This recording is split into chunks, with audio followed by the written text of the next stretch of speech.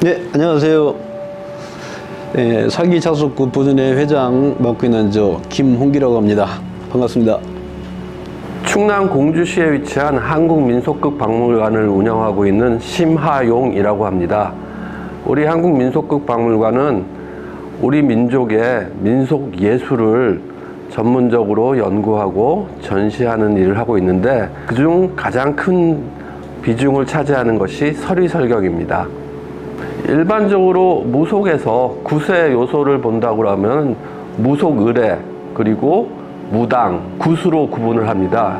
이와 마찬가지로 서리설경에서도 설경을 읽기까지의 의례가 있을 것이고, 무당이 아닌 법사가 있을 것이고, 마지막으로는 경문을 읽는 경이 있습니다. 이 세 가지가 중요한 요소인데요. 의례에서 우리가 상차림도 있을 수 있고요. 지금 우리가 주제로 삼고 있는 서리설경, 종이 오리는 경청을 꾸미는 이 과정 자체가 소중한 의례이고요. 그리고 법사님들의 경, 이렇게 세 가지로 나눌 수 있습니다. 서리설경이라 하면 좀 생소한 단어인데요. 우리나라 무속에서 일반적으로는 춤을 추는 선굿 위주로 많이들 알고 계십니다. 그런데 독특하게도 충청 지역에는 남자로 구성되어 있는 법사님들이 경을 읽는데요. 이 경 읽는 공간을 경청이라고 하고, 이 경청을 꾸미는데 종이를 오리거나 잘라서 가지각색의 무늬와 문양을 만들어냅니다. 그렇게 해서 경청을 꾸미고, 그 경청 안에서 경을 읽는 이 모든 행위 자체를 서리설경이라고 합니다.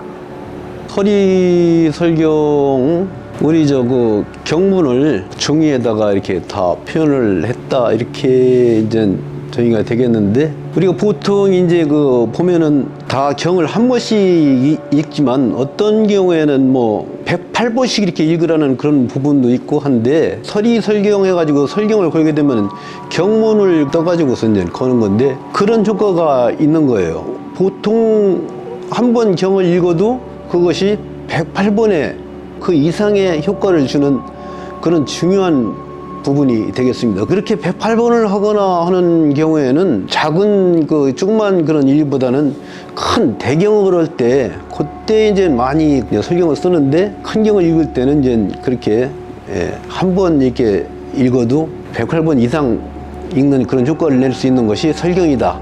이렇게 되겠습니다. 설경은 보통 하게 되면은 한 이틀 정도, 그 이상도 되고, 이제 그때 상황에 따라서 조금씩 다르긴 한데, 설경이 보통 우리가 하는 일에서 반 이상을 차지한다고 봐도 과언이 아닙니다. 그래서 한 2, 3일 정도 이렇게 걸려서 작업을 하죠. 예.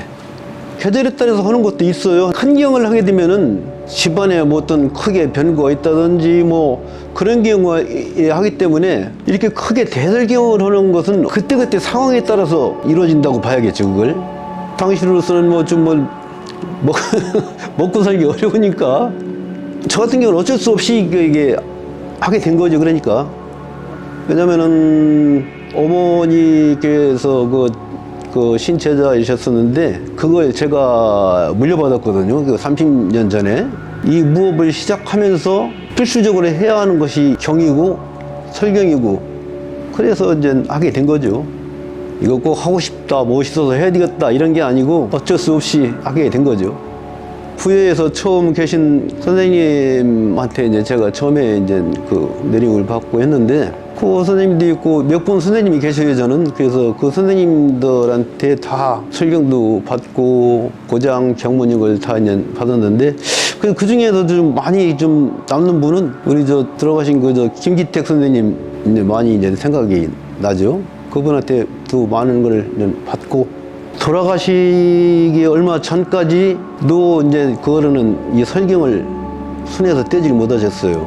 저희 집에 오셔서 마지막으로 넘겨주신 설경도 참 집에 있구만서도 그런 점들이 이제 다 많이 이제 남습니다. 옛날 선생님들 다 그런 저기가 있는데, 옛날 선생님들이 좀 그런 면이 좀 있었죠. 어려웠고 이렇게 조금 복잡하고 한 것은 잘 안 가르쳐 주시는 그런 몇 년 있고 했는데 김택 선생님이 이제 저한테 이제 해주신 말씀인데 설경을 처음에 이제 그 가르쳐 주시면서 하시는 말씀이 이 설경이 말이다. 이게 칼과 같은 거야. 그러시더라고요. 이게 무슨 말씀이냐 그랬더니 이게 말이다. 그냥 보기에는 종이 한 장 그냥 갖다가 올리는 것 같지만 누가 언제 어떻게 사용하느냐에 따라서 이것이 강도한테 칼을 들려주는 격이 될 수도 있고 아니면 좋은 데 이렇게 쓸 수 있는 그런 것이 이 설경이다. 그래서 이 설경이라는 것은 아무나 이렇게 함부로 막 가르쳐주고 그렇게 하지 마라. 그런 말씀을 하시는데 그때 당시는 내가 다 알아듣지 못했는데 쭉 이렇게 이제 지내오고 지금까지 해오다 보니까 선생님 말씀이 이래서 이런 말씀을 하셨나 보다 하는 그런 게 있더라고요. 어쨌든 간에 이런 것을 하려면은 인성이 첫째거든. 인성이 안 된 사람한테 이걸 가르쳐 주면은 조금 껍데기만 조금 배우고 가가지고서 내가 선생님네 가서 사용을 잘못해놓으면 이걸로 인해서 한 가정을 망칠 수도 있고 제대로 하면은 한 가정을 살릴 수도 있고 그런 문제가 따르더라고요. 그래서 이런 것 때문에 선생님이 이렇게 말씀하셨구나 하는 그런 것들이 이제 있더라고요. 이게. 예. 서리설경이라는 말이 지금 이렇게 세상에 알려진 지는 얼마 안 됐습니다. 물론 충청 지역에 경을 읽는 문화는 널리 알려져 있었는데요. 이 경 읽는 분들을 경쟁이 또는 정각쟁이 뭐 이런 말로 불리기도 했고요. 그렇지만은 경문에 치중해서 연구가 이루어지다가 70년대 말 80년대 초에 저한테는 아버님이 되시는 민속학자이신 심우성 선생님이 종이 오리기 분야를 집중적으로 연구를 하시게 됐어요. 그리고 제가 속해 있는 한국민속국박물관에서 오랜 기간 동안 많은 법사님들의 설경 작품들을 수집하고 또 전시하고 또 모셔서 연구하고 이런 과정을 걸치다 보니까는 이제 서리설경이라는 개념 자체가 경청에서 경을 읽는다. 그리고 충청 지역의 독특한 무속 문화다. 이런 것들이 자리를 잡은 것 같습니다. 이전에는 우리 충청 지역의 독경 문화를 흔히들 앉은굿이라고 했어요. 지금도 앉은굿이라는 말이 오히려 이해하기가 쉽고 그 앉은굿에서 경문만 너무 치중하다 보니까 이 경문을 도와주고 그리고 경문을 돋보이게 하는 이 설경에 대한 관심사가 이제 점점 더 커지고 있는 것 같습니다. 시대가 많이 좀 변해가고 있더라고요.